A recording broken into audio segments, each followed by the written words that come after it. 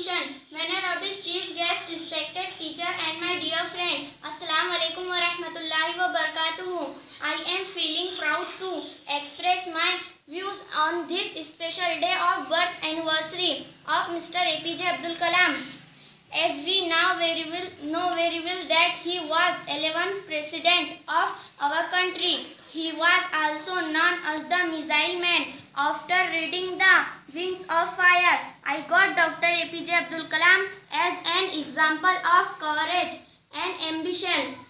He was one of the best students. Hard work and dedication was the qualities of APJ Abdul Kalam. He was also known as the Missile. He was born in a middle class family, and after fighting with many problems and with dedication, he reached to the highest position.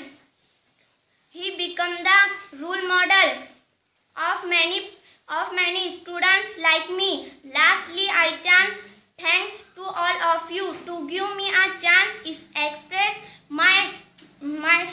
myself and to hear it with conscience.